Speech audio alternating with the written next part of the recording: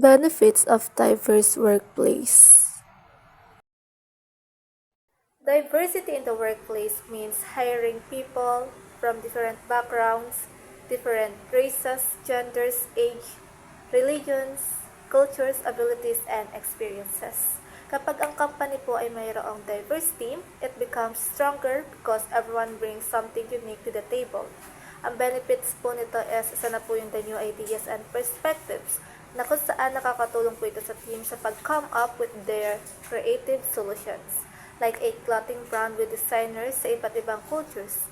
So here po, pwede po sila mag-create ng styles na kung saan maakit po ang mga customers around the world. Let's talk about the benefits of diversity in workplace. First paragraph po ay, ibig sabihin po ay, when they hire people from different cultures and backgrounds, their company becomes stronger and more successful. It helps us understand different types of customers around the world.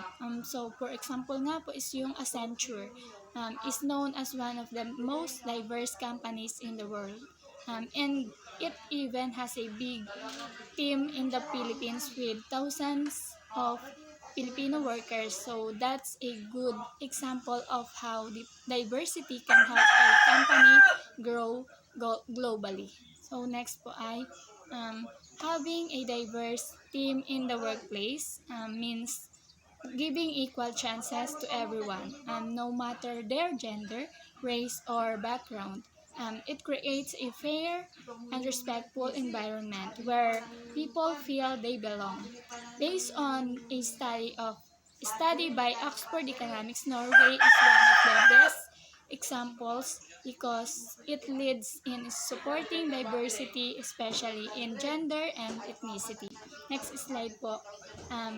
Sinasabi po dito na when a company hires people who speak different languages, it really helps in giving better customer service, especially in industries like cruise lines. According to Ryan McMahon's article in HuffPost, the tourism and hospitality industries benefit a lot when staff can speak multiple languages. It makes communication with international guests smoother and more professional. So next po. um, letting people of different religions work together builds more tolerance and respect among employees. It also a smart move for businesses. Take the USA as an example. It's the world's biggest economy and part of that success is because of its religiously diverse workplace, including people from different faiths, helps build unity and a stronger team. So, next slide po. So, ibig sabihin dito is hiring people with disabilities makes the workplace more caring and inclusive. Big companies like IBM have been supporting them even before laws required it. They even created helpful tools like the Braille typewriter. Next po ay being often to hiring LGBTQ individuals sends a strong message that the company values fairness and equality. For example nga po is yung Visa is one of the companies that got a perfect score in the human rights campaigns. So, Equality Index. They support LGBTQ rights and follow UN guidelines that promote a safe and inclusive workplace for all employees regardless of their gender identity or orientation.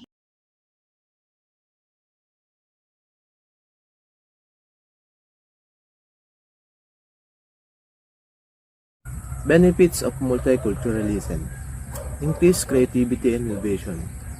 There are more ideas and solutions to problems because of different perspectives from various people. When we combine and organize these ideas, the result become better. Improve communications and language skills. We get better at communicating with different people by understanding their language and culture.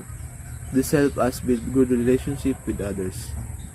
The third is better understanding of different cultures. We understand different culture better, making it easier to connect with them. The knowledge we get from experience helps us be aware and avoid misunderstanding. The fourth is increased productivity. Work is more productive because employees from different cultures understand and support each other. Good relationships are built even with different backgrounds. The fifth is broader customer base. We can reach more customers by understanding their culture and needs. When we promote or share a culture, we can connect with others who are interested. The better decision making. Multiculturalism enhances decision making by incorporating diverse perspectives, leading to more innovative solutions. It fosters cultural awareness and understanding, promoting empathy and reducing prejudice among different groups. The last is improving company reputation. Company looks better when it embraces and accepts different culture. This shows inclusivity and no discrimination.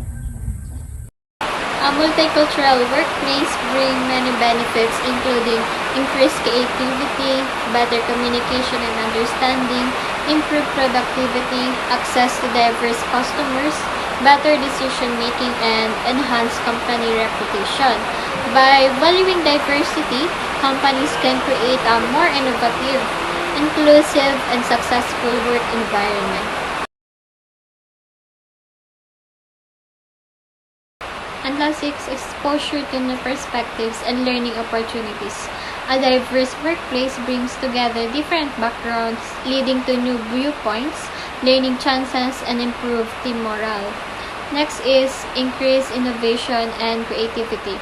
Diverse teams are more likely to innovate and think creatively by combining various skills and problem-solving approaches to generate new ideas. Last is improved problem-solving and decision-making. So diversity enhances a team's ability to solve problems and make effective decisions.